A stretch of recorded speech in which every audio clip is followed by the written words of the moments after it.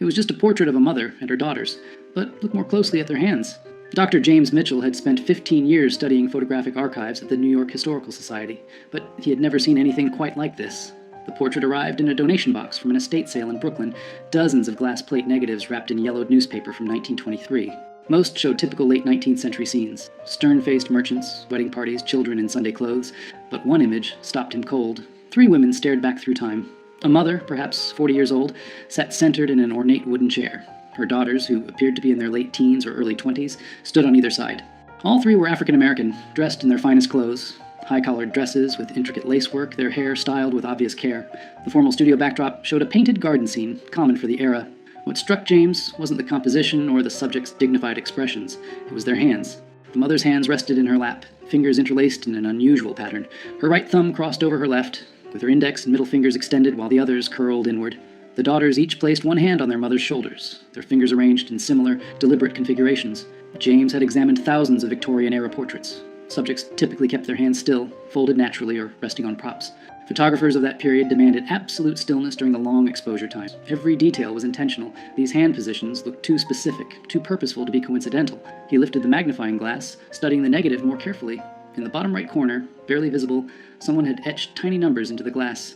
NY 1892247. James couldn't shake the image from his mind. That evening, he returned to his apartment in the Upper West Side and spread his research materials across the dining table. He had photographed the glass negative with a high-resolution camera, and now the portrait filled his laptop screen in startling clarity. The detail was remarkable for 1892. He could see the texture of the fabric, the small brooch pinned to the mother's collar, even the subtle differences in the daughter's features. But it was the hands that held his attention. He zoomed in until each finger filled the frame. The positioning was unmistakable now. This wasn't random. The mother's right thumb crossed deliberately over her left, a gesture that required conscious effort to maintain during the exposure. Her extended fingers created a specific shape. The daughter's hands on her shoulders mirrored variations of the same theme, fingers bent at precise angles, thumbs positioned with clear intention. James had studied Civil War photography, Reconstruction-era documentation, and early 20th century social reform movements. He knew that activists and underground networks often used visual signals, specific poses, objects placed in photographs. Even the way people stood could convey hidden messages to those who knew how to read them. He opened his database of abolitionist and post-emancipation activist networks. The Underground Railroad had used quilts, songs, and symbols.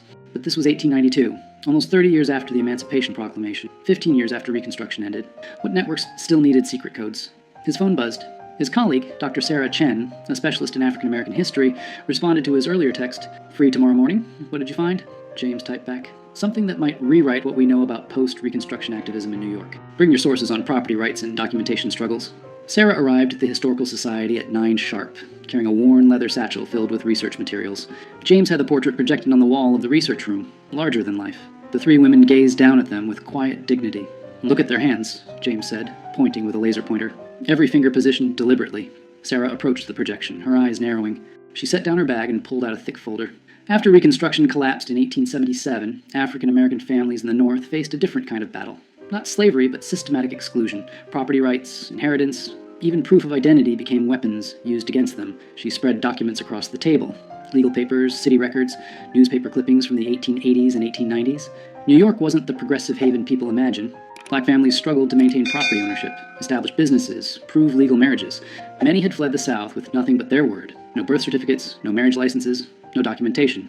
James picked up a yellowed newspaper from 1891. The headline read, "Property Dispute in Harlem. Family claims ownership without documentation." "Exactly," Sarah continued. "I've been researching mutual aid societies from this period. African American communities created networks to help each other navigate these systems. They pooled resources to hire lawyers, shared information about sympathetic officials, created their own verification systems when the official ones excluded them." "Secret networks," James said quietly. "Not secret in the sense of hidden," Sarah corrected. "Secret in the sense of parallel, operating alongside official systems, using methods that white authorities either didn't notice or didn't understand." James turned back to the portrait. "What if this isn't just a family photograph? What if it's documentation?" The etched numbers in the corner, NY 1892247, proved to be the breakthrough. After 2 days of searching through city directories and business records, James found a reference. Studio 247 belonged to a photographer named Thomas Wright, who operated from a building on 8th Avenue between 1888 and 1896.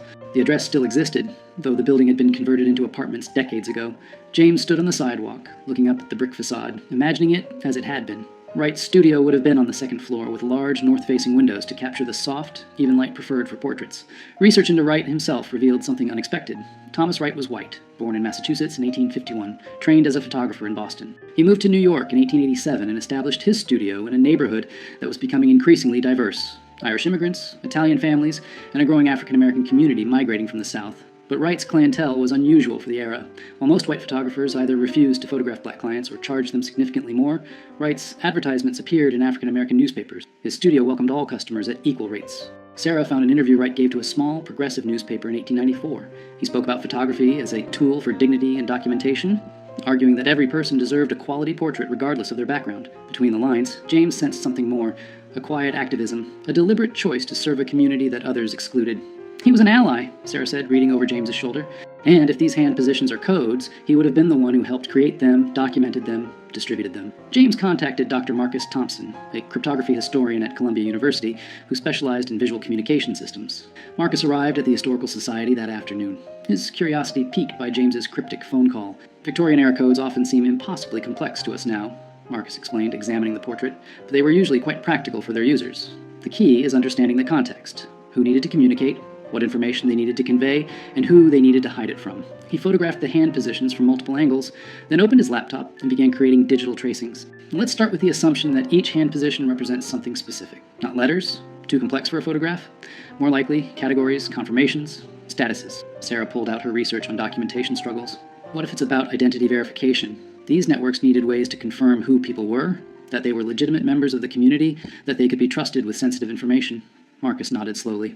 Right. So the mother's hand position might indicate her role. Family head, network member, someone vouching for others. The daughter's positions could indicate their status, documented, undocumented, seeking assistance. They worked through the afternoon, comparing the portrait to other photographs James had found in the estate sale box. 3 more portraits showed similar hand positioning, always subtle, always deliberate. In one, a couple's intertwined fingers created a pattern. In another, a man's hand rested on a Bible with specific fingers extended. It's not just one code, Marcus said finally. It's a system. Multiple signals that could be combined to convey different meanings. Someone trained these families how to pose. Someone photographed them deliberately. And someone else, other network members, knew how to read these images. Sarah made the connection that broke everything open. While researching property rights cases in New York courts from the 1890s, she found a pattern. Dozens of African-American families successfully defended their property claims, obtained identity documents, or proved legal marriages, often with the same lawyer representing them. His name appeared again and again. Robert Hayes. Hayes had an office on West 34th Street. Court records showed he won an unusual number of cases for black clients during an era when such victories were rare. More significantly, he often submitted photographic evidence, portraits of families, documentation of their respectability, proof of their presence in the community. He was using Wright's photographs in court, James realized, not just as evidence of identity, but as verification of community standing. These families were photographed, their images were cataloged, and when they needed documentation, Hayes could present these portraits to judges. But there was more. In Hayes's archived case files at the New York Public Library, Sarah found letters, correspondence between Hayes and other activists, teachers, ministers, business owners, discussing verification protocols and community documentation systems. One letter, dated March 1893, was particularly revealing. Hayes wrote to a minister in Brooklyn, "We have expanded our photographic documentation to include 73 families. Mr. Wright continues to provide his services at minimal cost. The hand positioning system allows us to encode essential information that can be verified later. Each portrait serves as both dignified representation and practical identification." James sat back, stunned. They built an entire parallel documentation system. When official channels failed these families, they created their own. And they hid it in plain sight, Sarah added. These portraits looked like ordinary family photographs. No one examining them casually would see anything unusual. But to network members who knew the code, each portrait contained vital information. With the network's structure emerging, James became obsessed with identifying the 3 women in the original portrait. The estate sale had come from a brownstone in Bedford-Stuyvesant, Brooklyn, a neighborhood with deep African-American roots. The Historical Society's donor records provided the seller's name, Patricia Johnson, who had inherited the property from her grandmother. James called Patricia that evening. She was 72 years old, sharp-voiced, and initially skeptical of his interest in old family photographs, but when he described the portrait in detail, her tone changed. "My great-grandmother," she said quietly. "That's Eleanor. Eleanor Morrison. The daughters would be my grandmother, Ruth, and her sister Grace." "Can you tell me about them?" James asked. Patricia was silent for a moment. "Eleanor was born enslaved in Virginia. Came north after the war with Ruth, who was just a baby. Grace was born here in New York. Eleanor worked as a seamstress. She was known for her skill with lace and fine embroidery, supported the family that way." "Did she ever mention being part of any organizations? Community groups?" She was involved in her church, Patricia said, and she helped people. That's what my grandmother always said. Eleanor helped families with paperwork, finding housing, connecting with lawyers.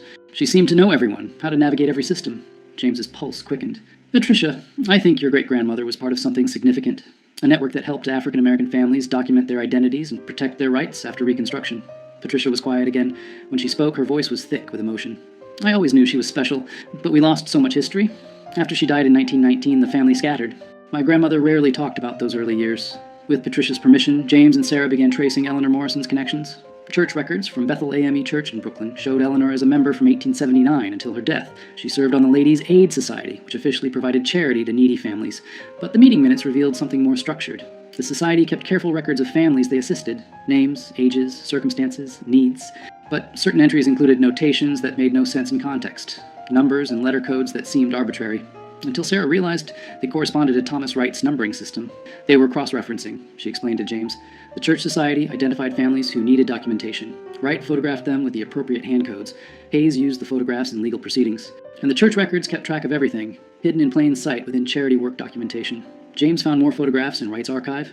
The Historical Society had acquired his entire collection in 1923, after his death, but no one had properly cataloged it. Dozens of portraits showed the hand positioning system. Families photographed between 1890 and 1896. Each image carefully numbered, each one documenting people who had been systematically excluded from official records. They identified other network members. A teacher named Samuel Brooks, who helped families obtain school records for their children.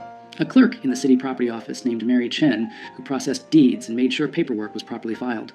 A minister named Reverend James Washington, who performed marriages and provided certificates when official channels refused.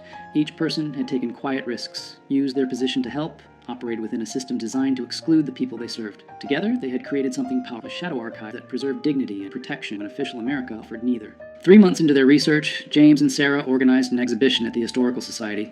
They displayed 20 portraits from Wright's collection, each showing the hand positioning system, each accompanied by the story they had uncovered about the family photographed. Patricia Johnson attended, seeing her great-grandmother's portrait properly honored for the first time. She brought her daughter and granddaughter, 4 generations of Eleanor Morrison's descendants standing before the image that had started everything. But the exhibition's most powerful moment came when other descendants arrived. James and Sarah had located families connected to 12 of the photographed individuals. Each had pieces of the story, fragments of oral history, old letters, faded documents that suddenly made sense within the network's context. An elderly man named Thomas Hayes stood before a portrait of his great-grandfather, the lawyer Robert Hayes, photographed with his hands positioned in the same deliberate code. I always heard he helped people, Thomas said quietly, but I never knew the extent. Never knew he was part of something this organized. A woman named Grace Brooks examined a portrait of Samuel Brooks, the teacher. My family said he was arrested once, in 1895, for helping a family obtain false documents, but the charges were dropped. And looking at this now, I don't think the documents were false. I think he was helping people get the documentation they deserve, but were denied. The New York Times covered the exhibition. The article ran with a headline, "Hidden in Plain Sight, How Post-Reconstruction Activists Built a Secret Documentation Network." Within days, historians from across the country contacted James, sharing similar findings from their regions. Parallel networks in Philadelphia, Boston, Chicago, all operating during the same period, all using subtle codes and photographs to document and protect African-American families navigating hostile systems. 6 months after discovering the portrait, James stood in the Historical Society's conservation lab, carefully handling the glass plate negative. They had digitally restored dozens of Wright's photographs, each image now preserved and accessible to descendants and researchers. The mother and daughter's portrait had become iconic, reproduced in textbooks, featured in documentaries, displayed in museums. But for James, its power remained personal. He thought of Eleanor Morrison, born enslaved, who had built a life of dignity and purpose in New York, who had helped countless families navigate a system designed to exclude them, who had posed for this photograph with her daughters, their hands carefully positioned in a code that would preserve their place in history. Patricia Johnson had donated Eleanor's personal papers to the Historical Society, letters, a diary, business records from her seamstress work. In the diary, Eleanor wrote about the photograph. "Had our portrait made today. Mr. Wright is a kind man, understands what we are building. The girls were nervous, but I told them this picture will matter. Someday, people will see what we did here." She had been right. The photograph had mattered. It had preserved not just their images, but evidence of their resistance, their ingenuity, their refusal to be erased. Sarah had traced 63 families through the network, documenting how they had obtained property deeds, legal marriages, business licenses, and school records, fundamental rights that should have been automatic but required elaborate workarounds to achieve. The network had operated from approximately 1888 to 1897, helping hundreds of families before gradually dissolving as some activists died, others moved, and new systems emerged. Thomas Wright had died in 1923, his contribution largely forgotten. Robert Hayes had continued practicing law until 1910. Eleanor Morrison had lived to see her daughters married and established, her work continued by others. The network hadn't solved systemic injustice, but it had provided practical help to people who needed it desperately. James met regularly with descendants now, collecting oral histories, connecting families who shared this hidden heritage. The portrait had become more than historical evidence. It was a bridge between generations, proof that their ancestors had been resourceful, connected, and determined to create justice when official America denied it. He thought of Eleanor's hands, positioned deliberately in that Brooklyn studio in 1892, her fingers creating a code that would outlive her, that would carry her story across more than a century. In the end, the simplest gestures could hold the most profound truths. Sometimes, you just needed to look closely enough to see them.